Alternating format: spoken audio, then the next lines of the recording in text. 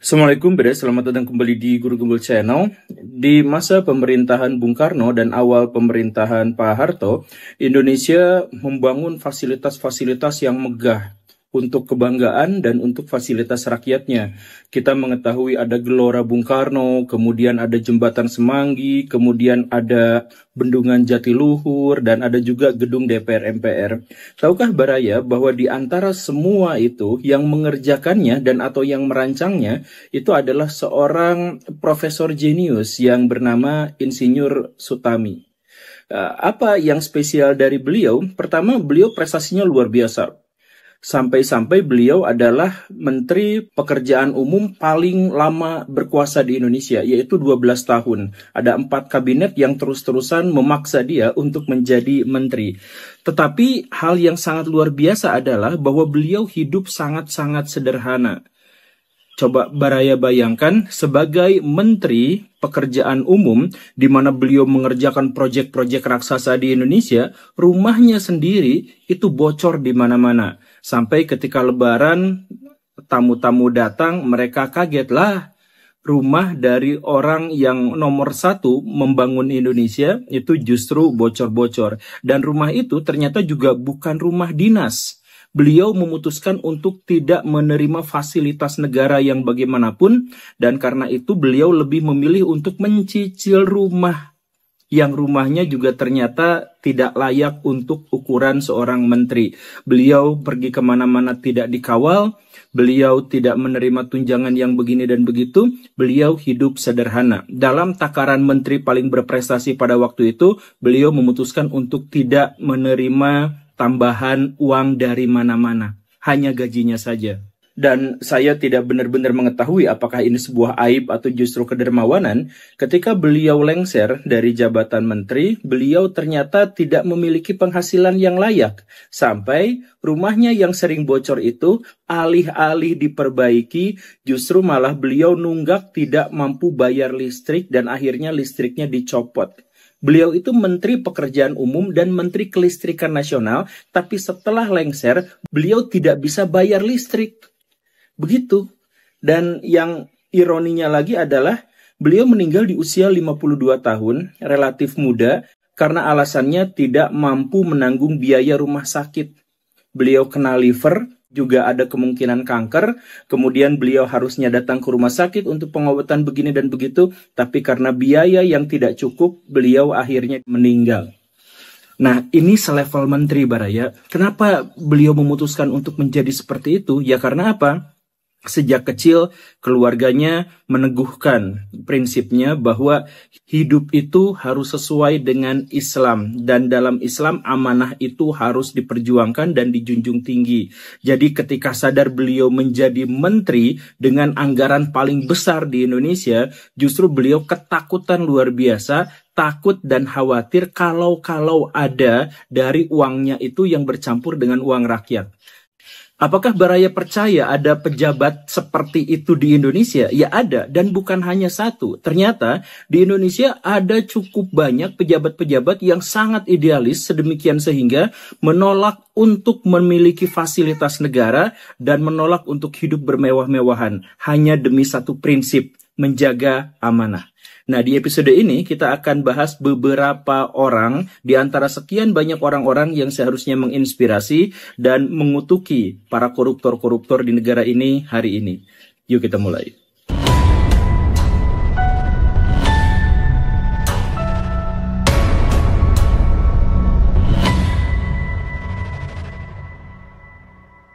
Saya yakin dalam khayalan Baraya, kalau ada seorang yang menjabat sebagai Gubernur Bank Indonesia, Menteri Kemakmuran, Menteri Keuangan, maka dia pasti bergelimang harta. Ya tentu saja, karena Menteri Keuangan, apalagi Gubernur Bank Indonesia, itu gajinya mentereng, mencolok, luar biasa besar. Tetapi di Indonesia ada Menteri Keuangan yang paling miskin. Bahkan di antara tokoh-tokoh sejawatnya, beliau adalah yang paling miskin. Siapa itu? Syafruddin Prawira Negara, Menteri Keuangan paling miskin dalam sejarah. Baraya misalkan bisa membandingkan waktu beliau menjabat sebagai Menteri Kemakmuran, istrinya itu jualan gorengan untuk bisa menutupi kehidupan keluarganya. jualan gorengan, dan itu pun sebenarnya diketahui oleh tetangganya, oleh anak-anaknya dan sebagainya. Sempat anaknya itu komplain, "Bu, saya malu, Bapak kan menteri, kenal sama Pak Karno dan Pak Hatta, tolong minta uang ke mereka karena kesulitan ekonomi kita," gitu. Masa jualan gorengan, kan itu agak malu gitu. Nah, kata si istri dari Syafruddin Prawira Negara dikatakan, yang memalukan itu adalah yang kayak usul kamu itu. Yang memalukan itu adalah yang minta-minta ke orang lain. Yang memalukan itu adalah yang menggunakan fasilitas negara untuk kepentingan pribadi. Jualan gorengan itu adalah sesuatu yang terhormat. Nah, itu prinsip Baraya. Dan luar biasanya apa? Pada waktu itu istrinya lagi hamil, dan ketika melahirkan anaknya bahkan tidak dipakaikan gurita. Baraya tahu ya, waktu zaman dulu anak-anak bayi itu dipakaikan gitu ya untuk menahan tali pusarnya dan sebagainya, pakai gurita. Baraya cek silahkan di online harga gurita itu berapa gitu. Tapi pada waktu itu Pak Syafruddin Prawira Negara sampai tidak memiliki uang untuk membelikan anaknya gurita, padahal lahiran. Nah, semiskin itu kondisinya. Kenapa bisa semiskin itu? Ya karena jelas beliau itu menolak semua fasilitas negara, kemudian berprinsip agar karena dirinya adalah pejabat, maka pejabat itu memegang amanah. Dan karena itulah maka dirinya memutuskan untuk menjadi bagian yang mewakili rakyat.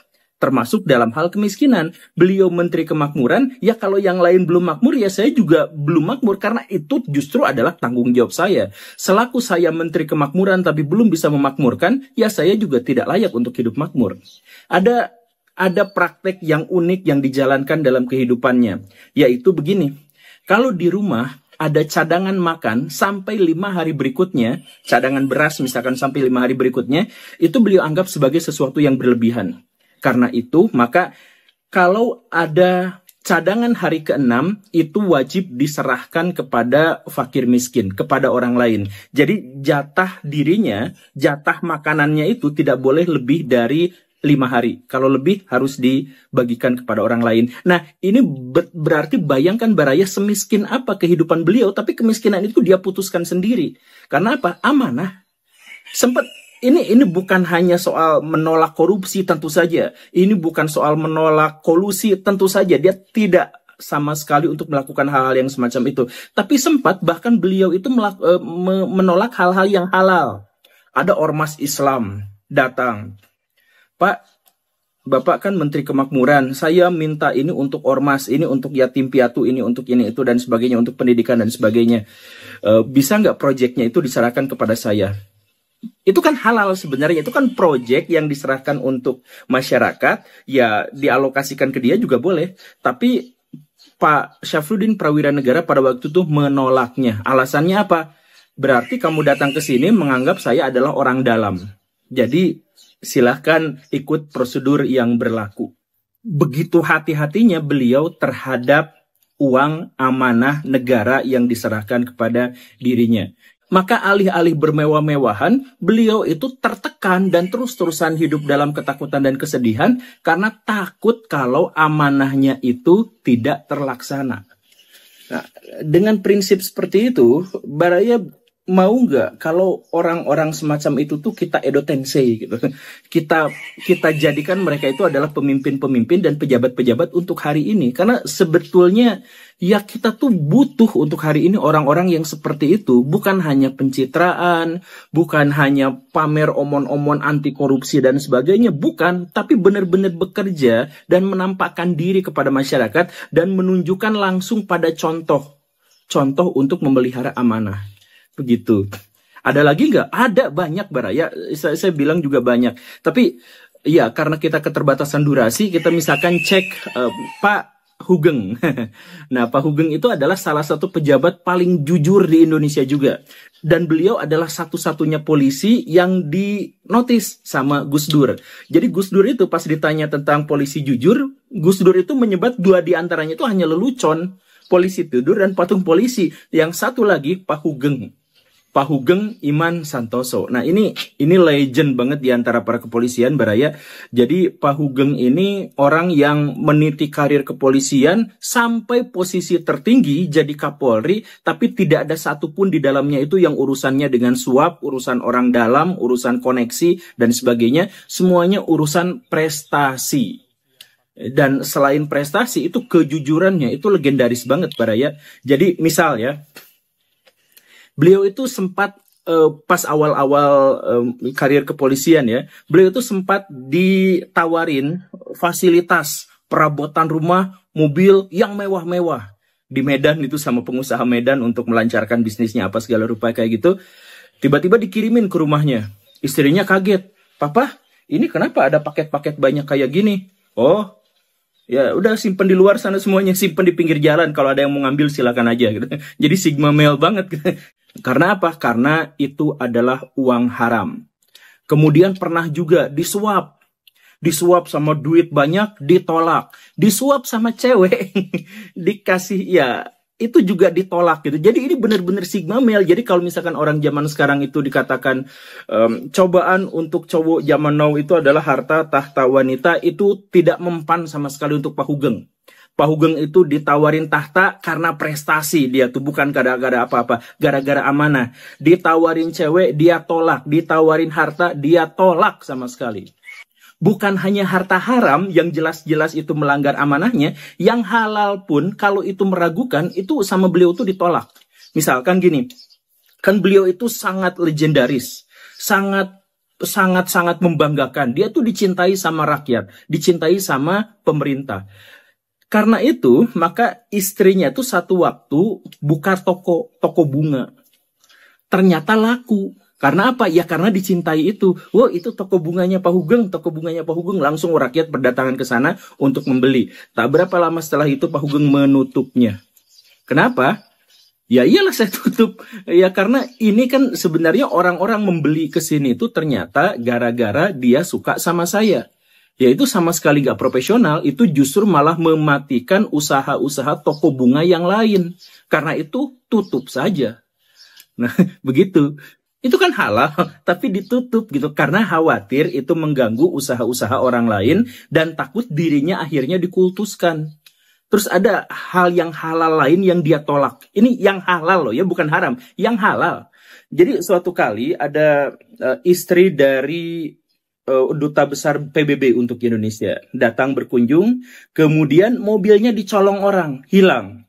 Lapor kepada polisi, lapor kepada Pak Hugeng. Sama Pak Hugeng langsung gercep. Gak ada suruh laporan dulu gini-gini, gak ada cerita-cerita yang kayak gitu. Langsung dikejar, langsung ketangkep. Mobilnya terselamatkan, pencurinya ketangkep. Sudah, terima kasih. Tak lama setelah itu, Ibu Duta PBB yang merasa terharu dan merasa sangat senang dengan prestasi Pak Hugeng itu langsung mengirimkan kalung 5 gram, kalung emas. Itu ditolak. Dikirimin lagi, ditolak lagi. "Pak, ini ucapan terima kasih saya untuk Bapak, kenapa ditolak? Kalau Bapak nggak mau ya buat istri aja, ini kan kalung emas." Lalu kata Pak Hugeng apa? "Ya, kenapa harus berterima kasih atas tugas yang memang jadi amanah saya? Saya polisi, saya harus nangkap penjahat. Ketika ada orang yang laporan saya karena menjadi korban kejahatan, ya saya tangkap dia. Kenapa saya dikasih hadiah? Kan itu emang kerjaan saya." Nah itu pikirannya, karena itu kerjaan saya, ya udah saya nggak usah dikasih hadiah. Karena apa? Karena saya sudah dikasih gaji. Begitu. Nah jadi ini benar-benar polisi yang amanah luar biasa. Sayangnya Pak Hugeng ini tidak menjadi Kapolri dalam jangka waktu yang lama. Kenapa? Karena beliau selain jujur, selain anti suap, selain anti hal-hal yang meragukan, beliau juga sebenarnya adalah orang yang berani melawan kejahatan, termasuk kejahatan itu yang dilakukan oleh pejabat-pejabat besar.